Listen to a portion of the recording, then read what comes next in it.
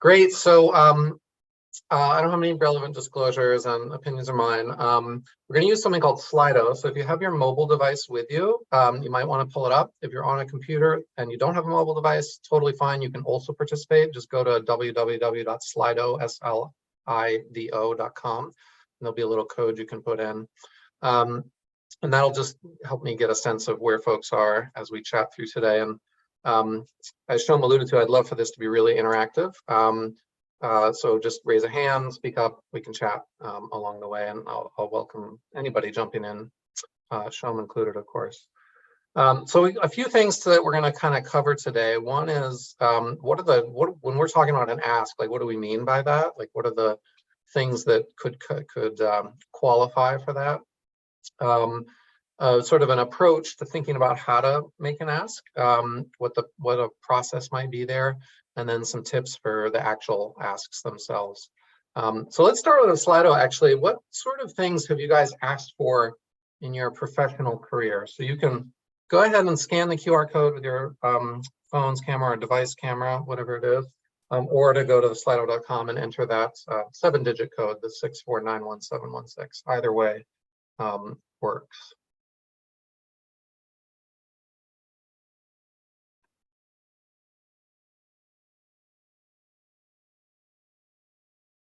So yeah, asking for mentorship, definitely.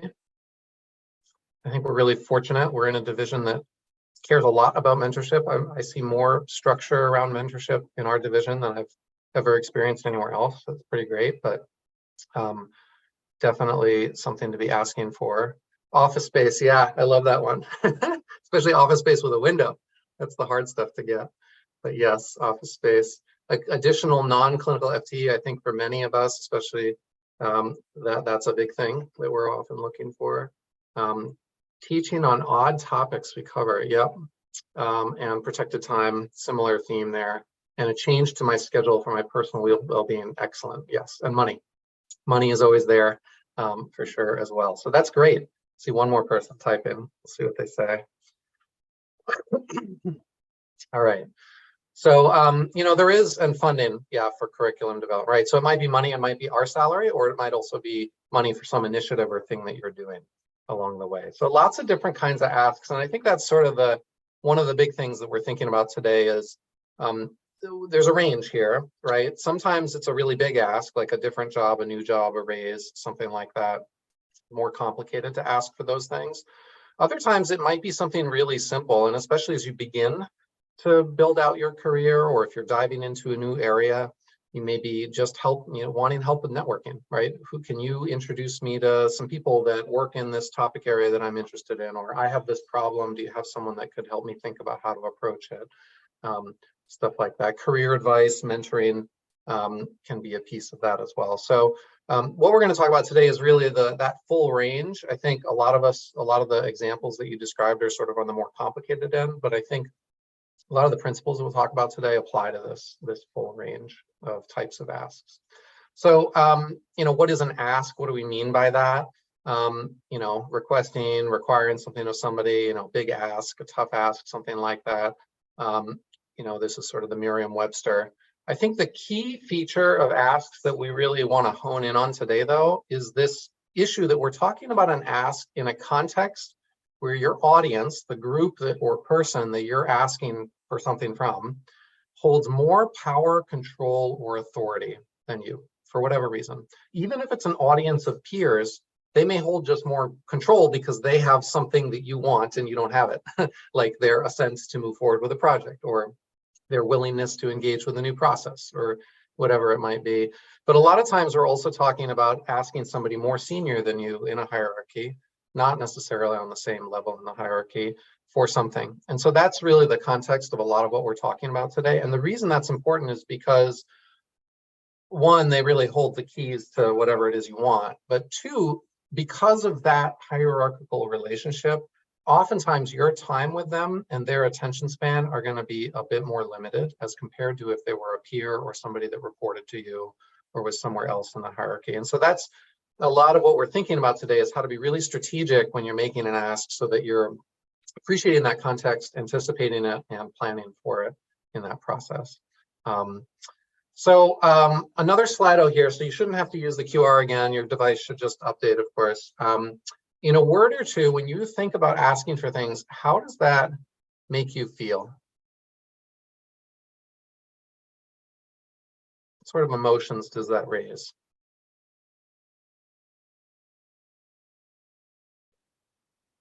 Guilty. Wow, that's a good one. Yeah, we'll talk about that. Vulnerable. Skeptical, nervous. Yep. Vulnerable, nervous. Yeah, those are big themes. Anxious, pessimistic, more anxious. Yep, definitely. So a lot of pretty strong emotions coming out, right? This is not something we necessarily like having to do. Yet it's pretty important, I think, to many different parts of our career. Overstepping, yeah, supplicant. Maybe the supplicant, Shalom, do you know I don't actually know what supplicant means. I feel like I need to pull out my dictionary. Someone want to fill me in? All right, I wrote supplicant, but Oh, thanks, Joe. I didn't actually know that, of course. I just guessed. I thought maybe. I think it's basically kind of being in the position of like having to ask someone for something that you need and not having the power to just get it. Yes, got it. Exactly. Yeah, and a few more here. Greedy, imposter. I mean, these are really powerful emotions, right? This is like a really strong, I mean, imposter syndrome, I think we all suffer from at some point or at many points along our path. But, this sense of greedy or overstepping, I think those are related as well. Like, is it even within our right to ask, or, are we doing too much here? Is this something that is not sort of acceptable or whatever it might be? So yeah, let's sort of dive into that a little bit. I think these are some of the other things that come up.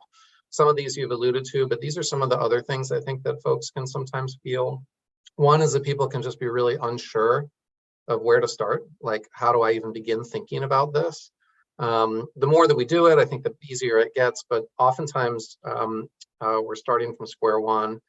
I think we have the dueling issues of just time pressure in general with life and also just competing priorities professionally. It's easier to put off a complicated ask or something that feels as uncomfortable as you all just described on the prior slide. Like, it's easier to just put that on the back burner and say, I've got other stuff I need to do, kick the can down the road a little bit, or just procrastinate in general about it because it's so painful, even if we do have the time and we're not really beset with lots of other things to do. And then I think, maybe some of what folks are describing with guilt and greedy is that sense of, or overstepping, is that fear of sort of giving the wrong impression when we ask for something. Like, for example, if I'm going to say, hey, I want more vacation time, or I want more time off, or I want to work less, is that going to give the wrong impression to a leader or senior person who is expecting me to be working full time and not taking too much time off? How is that going to land with them? Is that going to affect their view of me? Is that going to affect my whether certain opportunities are put forth to me in the future? What does that mean for my promotion? Lots of fear of judgment of how that might be seen by that person. And then I think there's also just a simple fear of rejection, especially if we're putting forward an idea, something that we've spent a lot of time developing, that we may feel very invested in because we've brainstormed something. We think we have a cool solution for something. We have a project that we've been working on. Maybe we have a team of people that we're with, and we worry that if we ask for more resources or permission to proceed or whatever, and we get rejected, that's going to be a blow that actually affects us in a more personal way, rather than just oh, well, guess that project's not going to happen, but something more deeper. And yeah, and I think that's one of the really tricky pieces is we want to be really invested in our work. We're doing work that's meaningful for us, and yet how do we not take it personally when something that we ask for doesn't get supported? It's very difficult to have a foot in both of those places. So yeah, lots of reasons that we might not ask. We're going to talk a little bit more about why it might be valuable to ask, but I wanted to deconstruct the ask a little bit with you all, because I think, like many difficult conversations we might have, whether it's advanced care planning or a goals of care conversation, whether it's a negotiation around something, maybe it's conflict, whatever it might be, there's the content of the conversation. There's the actual ask, like the words that we're saying. But I think alongside that, and maybe even more important in some ways, are the relationship and emotions that are happening in parallel at the same time, that are being negotiated and figured out, often in an unsaid sort of way, where the person asking, might be wondering how that ask is landing and what that other person or audience is thinking of them. And the person who's being asked is wondering who this person is and should they trust them with whatever information or resources they might be wanting. And also, how are they coming across, and what does that mean for the success of this process here? And I think, just like in any difficult conversation, we got to be mindful about both of these pieces at once. It's hard to do that, but we have to be careful that we're navigating the relationship and the emotions at the same time that we're making the ask. And part of what we're going to talk about in terms of an approach today is anticipating and preparing for both of these, so that our ask is well thought out and well rehearsed and well practiced, so that it is easier to attend to the emotions and relationship as they evolve in real time. Because that may be harder to predict where that's going to go, whereas your ask, you can really have prepared a lot and give yourself a little bit of cognitive bandwidth to manage whatever challenges may come up in that process. So that's sort of a one, I guess, way to think about it. I think this can sound like a lot, it can sound very complicated and difficult, which indeed it could be sometimes. But I think it's really important. Several of you have alluded to this already, but when you listed the kinds of things that you've asked for, but there's a lot of reasons you might want to do it. One is just helping your work move forward. So if you've got a project or a paper or an idea or whatever it is, something you want to do in your work life. Two, I think, is this soft concept of influence. And what do I mean by influence? I think people talk about power a lot, but I actually think influence and authority is another thing people talk about. I think influence is often a more useful concept. And I think getting good at asking is one way of building your influence. Influence, I really think of as this ability to cause an effect in an indirect or intangible way, right? With regards to my peers or colleagues, I don't have any authority. I don't have any power over them. The only way that I might be able to shift things if I'm trying to improve something or change something is to influence them. It's to help them see how what I'm asking for is aligned with their interests and might actually make things better for all of us, or whatever it might be. So this concept of influence, I think, is very tightly connected to being good at asking for things and how you frame your ask in ways that align with other people's interests. Advancing our careers, right, especially if we want a new role, if we want to decrease our clinical FTE, build up our non-clinical FTE, those are big things that we have to get really good at asking, because if we don't ask, it almost never just appears and happens. And then I think, this is something you think and talk a lot about, but really is building a career that you want, like that actually fits what you care about, that's authentic to what your values are, what you want your priorities to be, what you want that career to look like, how that fits with the rest of your life. A lot of these asks we're thinking about are professional related asks, but a lot of them may be trying to decrease your professional load so that you have room for other things in your life. And that is really critical, because if we don't sustain ourselves, oftentimes nobody else is looking out for that. And so we have to be really good advocates for ourselves in making sure that we do that. So these are at least some of the reasons I think that we might want to be asking about things. As we begin to think about an approach and a framework for asks, I'll show that on the next slide, and then we'll walk through all the pieces of it. I think these are just some helpful framing thoughts before we dive into that. And one, I think, is that I think it's valuable to appreciate that most people out there actually want to help. Like, if we come to them with an ask, a lot of the time, even if they're going to say no to the specific thing that we asked for, they're often going to be trying to help us figure out some other path forward. If they say, I'm not sure that I agree with the project idea that you're bringing to me right now, but maybe if you develop it a little bit more with the help of person A, then you guys could bring it back, and maybe that version might be something that we can move forward on, something like that, right? So we may not always have that, but I think a lot of people want to help us. And so sometimes when we're fearful of reaching out to someone because we're not thinking that they're going to give us the time, a lot of times they'll actually be willing to chat with us. So I think it's worth just appreciating that about people. Two, I think, is there's a pretty big difference between asking because you want to grow yourself or someone else or a project or something versus you're trying to get something off your plate and you're asking them to do work for you. The latter is a lot harder and may be appropriate, depends on the situation, right? But asking someone to do something for you versus help you with something that you're doing or and going to keep doing, those are very different. And maybe that seems obvious, but I think there's a pretty big line between those two. And we want to make sure that we're just really mindful about which one we're asking for. It's a lot easier, I think, to ask for growth than when you ask to delegate. Because you're not necessarily putting something on somebody's plate. You're helping them opine and support you and connect you and whatever it might be. It might be, you know, you're asking for something that their role can provide you without making them do extra work. You know, this idea of separating yourself from your ideas, we've kind of talked about this, but this personal investment that we have in our ideas, this fear of rejection, I think is closely related to that. And I don't think it's bad to get personally invested. I think we just got to be aware that it's happening so that if a rejection happens, we're able to manage that and manage those feelings and don't get blindsided by that. Really important to recognize what are we so deeply invested in that feedback might be a little harder about that thing, especially if it's a full rejection of that idea.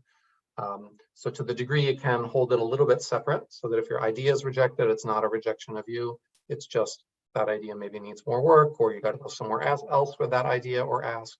But a little bit of space there could be healthy.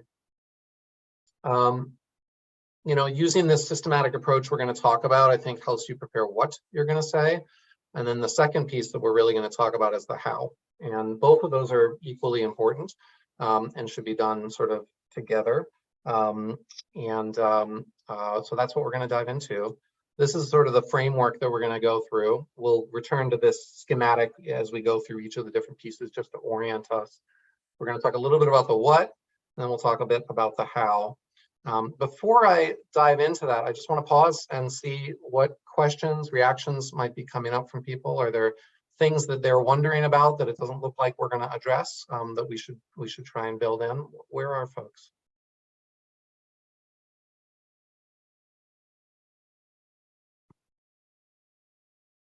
And if no concerns or questions, totally fine. You can just give me a thumbs up. We can keep going. That's fine too. Okay, great. Thanks. So, you know, the what. Let's start with that. We'll talk about the intro and the ask. You know, there's a lot of different ways to introduce things. I'll give you some suggested wording here just so you have some phrases in your head, but I'm sure there are lots of other ways to do this, some which are probably much better. Depends a ton on the context. Simple stuff, you know, I think oftentimes we may be so anxious when we ask for things that we forget to really provide some context about who we are and why this is important to us and where we're coming from. I tried to do that today at the beginning of the talk, so to give a little background of why I care about this topic, but oftentimes I forget to do that at the beginning of the talk. So I think it's important to have just that. If you don't know this person that or audience that you're working with, just provide them a little bit of context. A lot of the ask depends on success of the ask, depends on them knowing where you're coming from and why you're there. And so provide a little bit of that. The second thing is that some asks are kind of spontaneous. Like they might be, you might find you have a serendipitous moment with somebody and you're like, oh, I actually need to ask for that thing. It's not necessarily like a planned presentation or meeting, it could be, but you might be riding in the elevator, literally. You might be walking down the hall. You might be bumping into each other in a store or something like that, whatever it might be. So I think asking permission in those situations, sort of signposting a little bit like, hey, wondered if I could ask you something. Do you have a couple minutes? Or, now is probably not a great time, but would you have a couple minutes in a week that we could meet or something like that? And I could get 15 minutes of your time and we could talk some more, something like that. Really important. I think you don't want to dive straight into a complicated ask about something when really that person's not ready to hear it and they're not in a position to be really commenting on it, or they might feel blindsided or surprised by it and they might need a little bit more time to prepare.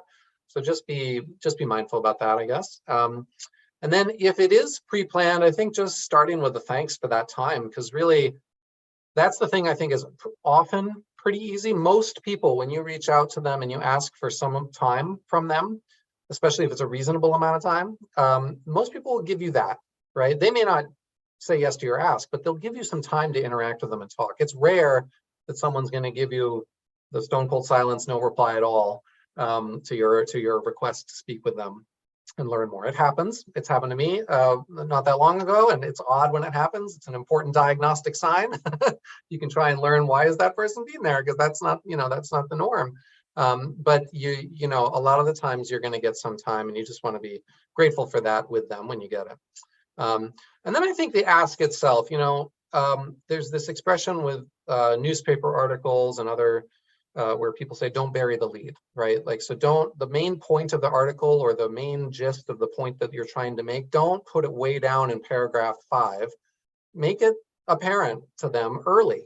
It's good signposting, right? We want to sort of prepare people for what we're asking for. It's the same thing when we're presenting patients, I think. You're giving me a long list of past medical history stuff, but why are they here? Like, what's the problem? And then we can understand the context for everything else you're going to tell me. So that's the real key here. A couple phrases, I want to let you know about, I'm hoping to get your advice or help.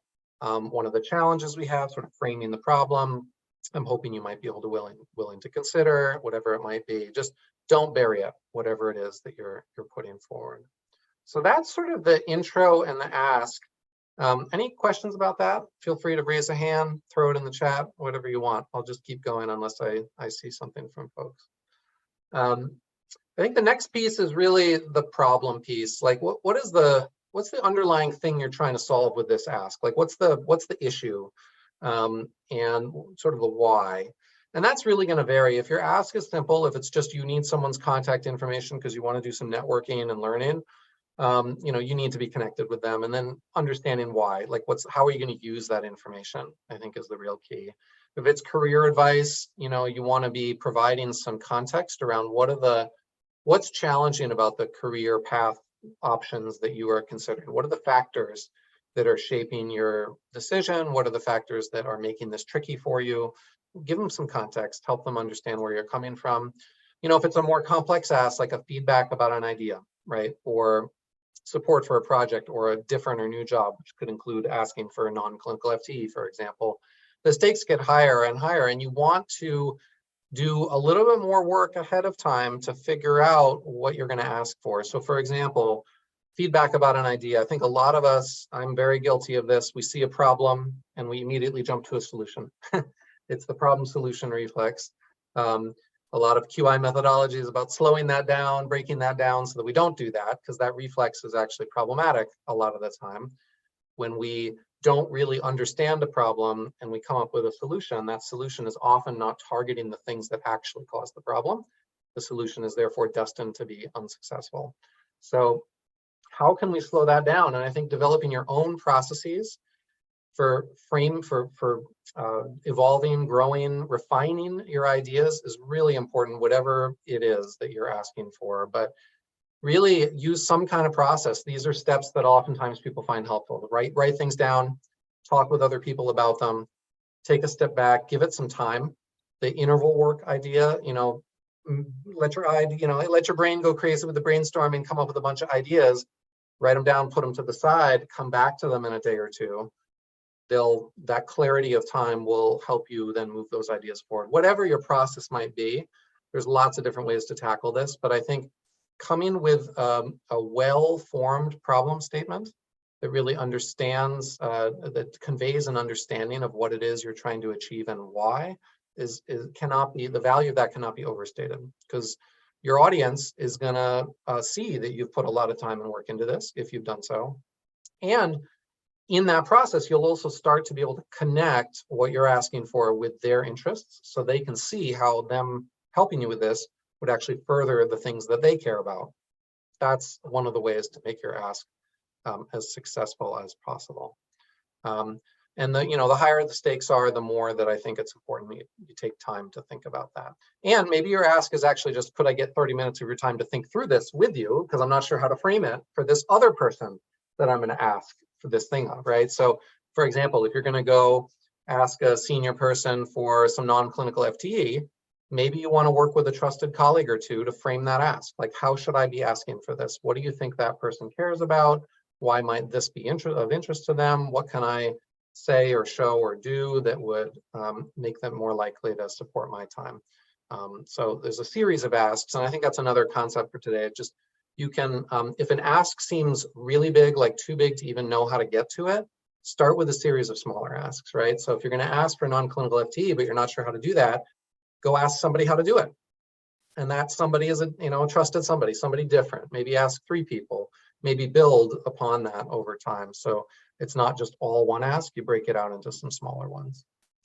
And I think, find your own process in that. We've sort of alluded to this already, whether it's that you dictate ideas into a notes pad, or you write yourself an email, or sit down at a coffee shop and just brainstorm for a while, put it on your calendar to actually move ideas forward, whether it's meeting with other people or writing an email.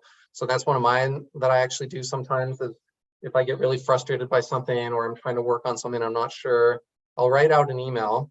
I'll keep anybody out of the to fields so I don't accidentally send it.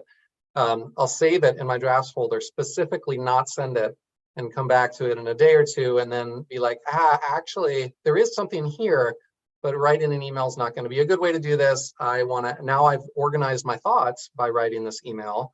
Now I can take what I've organized and actually have a conversation with that person, ask for some of their time to mull on these ideas together, and ask about what the best way to move forward might be, something like that. So find some process or processes that work for you.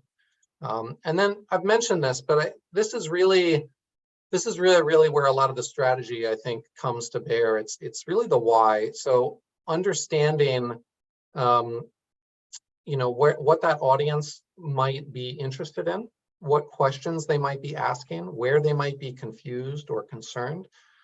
Anticipating that ahead of time and preparing for that is probably one of the most critical pieces. And as you then describe whatever it is you're trying to solve with your ask, you just want to make sure you've done that in a really clear way. Maybe it's delineating 3 points. Maybe it's using a framework or analogy. As you do that, I think building credibility by using sources of information that they trust is a really important piece. We often have lots of data that we could bring into our asks, lots of information that we could bring in, but choose the ones that are most likely to resonate with your audience is a very strategic thing. It's not that the other pieces of data aren't valuable, it's just you're picking the one that's going to resonate most with them.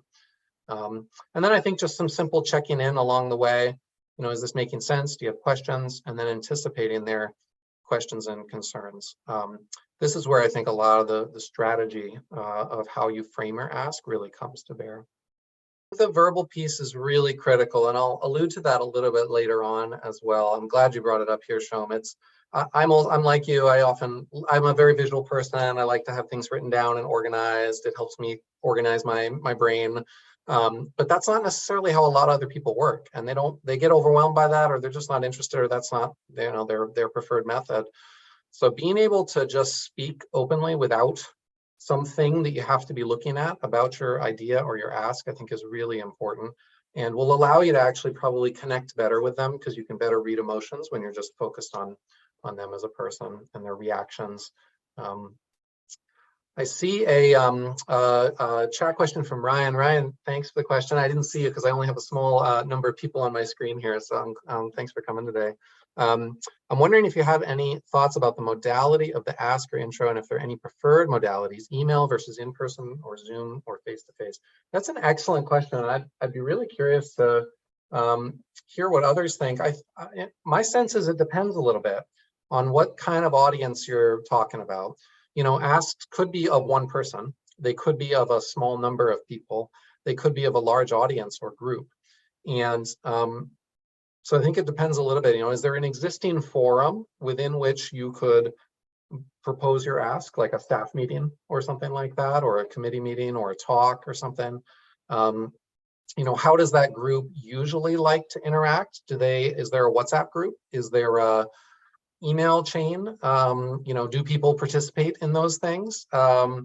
Is a phone call going to be better rather than an email?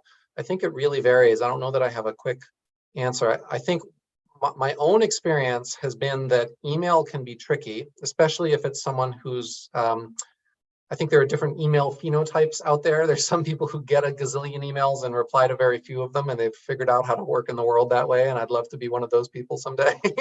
But it's hard to reach those kinds of folks, right? You write them messages and they may not write back, or they may not write back very quickly.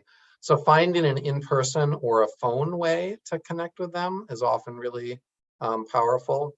And one of my favorites is actually just to switch from email to phone. So if things get complicated over email and it starts to feel like we're trying to have a conversation by email, I try and put a stop sign on that, and because you can't actually have a conversation over email, even though we often try. And I say, can you just call me? Or could I call you? Or when would be a good time? Because I think we should just chat briefly. And then that 2-minute phone conversation is going to be way better than 5 emails back and forth. So I think there's lots of strategy there, but I don't know. I'd love to hear from the rest of the group here what other suggestions or ideas folks have. How do they manage that, especially when you're making an ask and an intro like we're talking about today?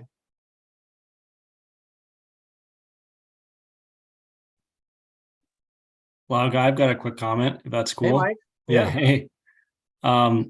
I've failed multiple times trying to explain something via email that really should maybe be done in person. And I think the piece that you lose is you can't respond to anything. You can't judge their body language. You can't judge their spirit. You can't judge their first answer.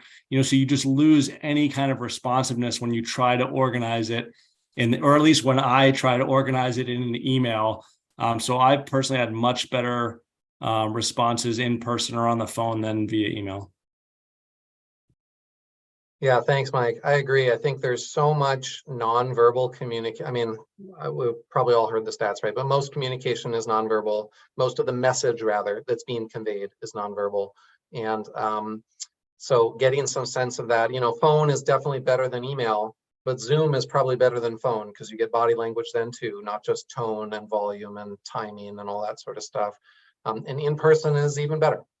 So there's sort of a spectrum of fidelity, I guess, in communication. So the harder your ask, the more complicated your ask, the more that you probably want it to be in person. The simpler, the smaller the ask, the easier it's probably better. You could probably get away with email or phone, or if depending on the environment, if you know the person real well, even text, something like that. So I'd welcome others' thoughts, other ways that people deal with that.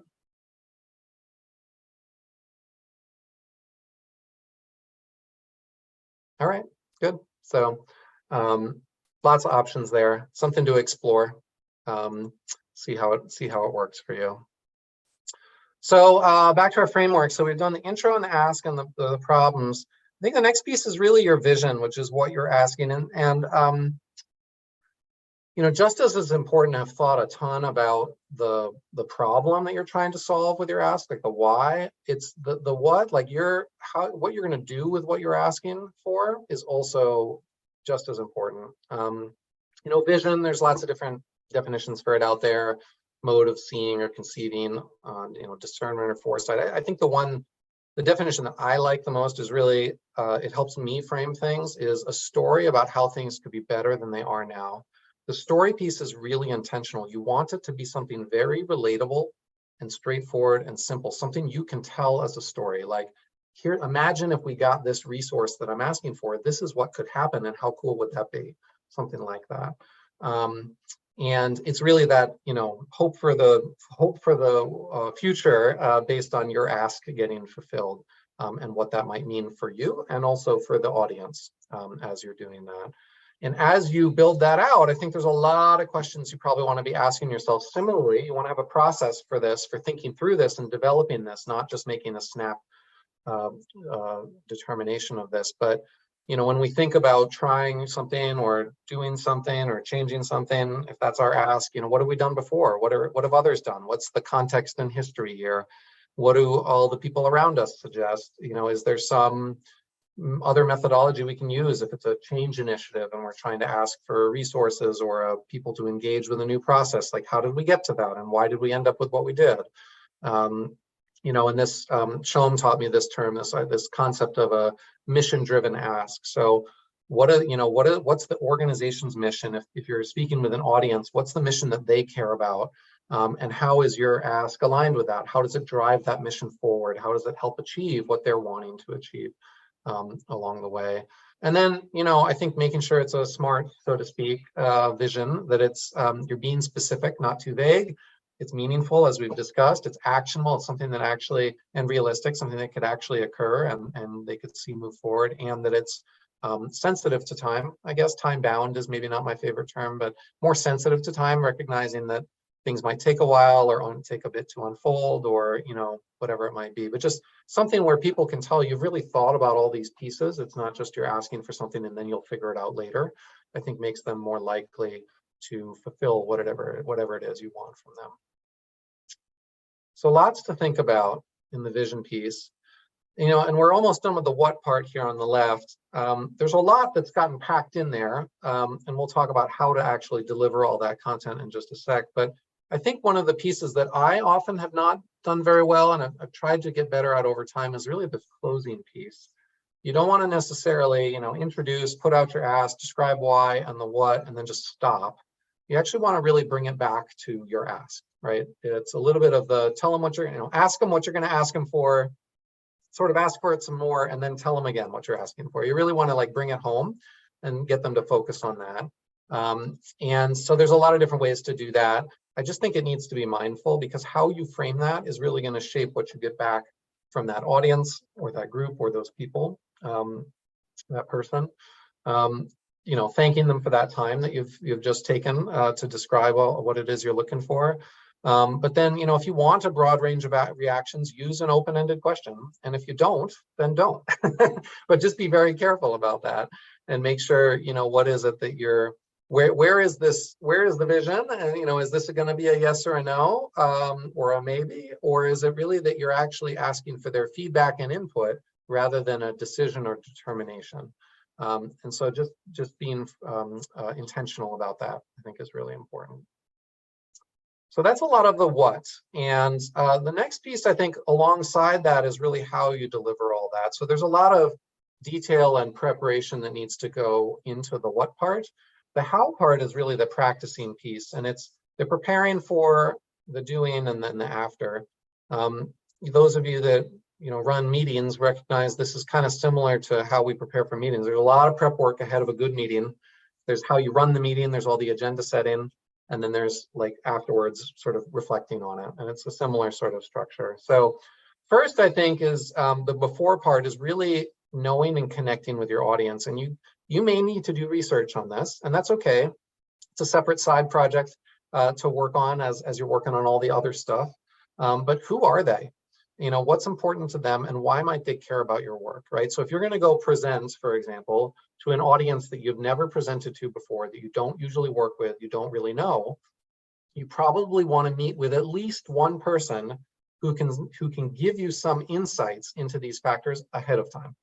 So if you're going to go speak to, I don't know, Department of Orthopedics, right? Some staff meeting, I might go talk with the medical director or the chief or the section head or whatever it might be, and just say, hey, I'm thinking of coming with this ask to your group. Could you tell me a little bit about what you think the best way to present this might be? What are they going to be interested in? What questions do you think they might have, so that I can prepare, for example? I think along with that, you need to be thinking about what's the forum. And so Ryan, this really gets to your question, I think, in many ways, but is it going to be a Zoom meeting? Is it going to be an in-person thing? Is it just going to be you're going to bump into them in the hallway? Or, are you going to have an opportunity to show slides? Or is this just you're going to stand up and talk? What's the format? How much time will you have? What's reasonable? That's a project, basically, to research all that and think about that ahead of time. Another piece I think that's really important is, and there's so many traps I've fallen into, this is another one, but you spend all this time developing your ask, thinking about the what, why am I doing this? And what exactly am I going to do with this thing that I'm asking? You're deep in it, right? You're deep in the details, you're deep in the weeds, you're in all the thick of it. But as Shom described, a lot of your audiences are not going to be interested in all of that stuff. They're going to be interested in this much. And you don't want to say all this because you're going to lose them real quick. You got to find a way to limit it to what the key messages are for them to take away. What do they need to know? Not what you know, but what do they need to know? At the same time, you want to be really ready because you never know quite what's going to come up. And you want to be ready to answer questions about all the other stuff. And they may say, well, okay, I appreciate that your top 3 points are 1, 2, and 3, but what about 4, 5, and 6? And you want to be ready to speak to those, but you're not planning to talk about that unless they bring it up. So there's a little bit of a mind shift there. I think for a lot of us, especially when we're new to a project area or a thing, we're often so steeped that it's hard to limit it to the key messages, but that's actually really critical in making an effective ask. One of the things I think that helps the most to do that is to practice. And so, for example, if I'm not necessarily making an ask, but giving a talk that I've never given before, I might spend a lot of hours preparing the talk, putting the slides together, figure out what I'm going to say, and then I'll actually practice in my house, put the presentation in, slide presentation mode, and actually click through it, stand up, and talk out loud. And as I do that, I'll figure out what's working and what's not in terms of how I'm presenting it. Are the slides too busy? Are they too complicated? The animation's messed up. I haven't actually figured out how to describe this slide. I don't really know what I'm talking about, or there's too many slides, or I'm tripping over myself, or wow, that took an hour and a half when it's supposed to take 50 minutes. How am I going to fix that? But the value of practice and actually doing it out loud cannot be overstated in terms of how it's going to go on the day where you actually make the ask. There are a lot of different ways to do that. You can do it by yourself. You can videotape yourself. Super painful, but super valuable. Doing it with a trusted person, whether that's a family member or a colleague or someone else, really helpful as well, especially if they are new to the project area or the thing that you're going to be asking about, because they may bring such a fresh perspective to it that they might ask you some really provocative questions like, wait, why did you phrase it that way? That doesn't really make sense to me. So just practice and then do it again. Some iteration, especially if it's a really big ask, can be super helpful. Doesn't have to be super formal, but can be really helpful. So that's a lot of the before. That before piece can take a while, just like most good things. It's all a lot about the prep when you do it. The during piece, I think, is really just putting into action a lot of what you prepared for. So simple, straightforward, succinct. You're looking for brevity, plain language, make that abstract stuff concrete. Don't make it too floaty. Otherwise, the audience will be like, what are we even talking about here? I think to Shyam's earlier point, I would suggest only using notes, slides, or handouts if they are truly necessary or really helpful. If it's a visual, like a single visual that really orients them to what you're talking about and helps convey a 1,000 pictures worth 1,000 words kind of thing, great, that's fine. Have a one-pager maybe, or one slide or something like that. But when you're asking for something, they're going to be thinking so much about what you're asking for and how you're asking it that if you overwhelm them with other information, they may get distracted or lost or confused, and that is not what you want to have happening. You can always, if they have a lot of questions and there's more they want to know, that's actually a fantastic situation. You want to be in that situation where they're so engaged in what you're asking about that they want more. And then you say, yeah, great, let's set up more time, or I can send you some things afterwards, or whatever. You can always flood them with plenty more if they want it. But if they don't, you definitely don't want to have done that, because then you've lost that moment with them. So less is more. Engaging, this is just simple. How do you connect? All of us work on this every day with our patients and colleagues, hopefully. I think being really authentic about what you're asking for, if it's something you're really passionate about, I'd share that. That matters to audiences. If you're asking for more time, more non-clinical FTE, asking and being excited about what you'll do with that non-clinical FTE, really, really important. I think conveys something that our words cannot if we're being really expressing that emotion for it. I think helping phrase things in ways that resonate with, our problem, our solution. So it's not your problem or the project you're doing, but it's a project that's going to benefit others. When applicable, I think can be powerful. Storytelling, super powerful. And then just not being defensive when folks ask questions, being really open to feedback. Really important in that process. And then lastly, I think, is the emotion piece. We think about this a lot, again, with our patients, especially in difficult conversations, but monitoring for emotion, responding to it, emotion before cognition, don't respond to feelings with facts, all the basic stuff that we work on. And trust, I think trust is a big thing. I think that's one of those things that you want to be working on ahead of time is, does this audience or person or whomever I'm going to speak with and ask for this stuff from, do they trust me? And if they don't, I actually need to work on that first before I make the ask, or I need to do it alongside making the ask. Because if they don't, someone doesn't trust us, ultimately they're not going to want to give us whatever we're asking for, because they're not confident we're going to use it in the ways that they would hope, or that the ways that we say we're going to use it. So trust, really critical, almost a precursor to asking for something. So if you notice as you're making your ask that you think the other person might not trust you, you're going to want to attend to that in the moment and try and address that. And then I think just the tone of how we come across when we ask for things is really critical. Is it the Maya Angelou quotation, people won't remember what you said, but they'll remember how you made them feel, I think is really true. You want to make sure you leave a good taste in folks' mouths so that even if they're saying no to you, you're not burning a bridge, unless that's really what you want to do, burn a bridge. But generally not advisable, because you never know. It's a small world. Things come around. Karma's real. So, how do we make sure that even if we're getting rejected fully in our ask, that we are doing so gracefully and with respect? I think maybe obvious, but really important to steel yourself, especially if that's a possibility that you're anticipating when you go into the meeting.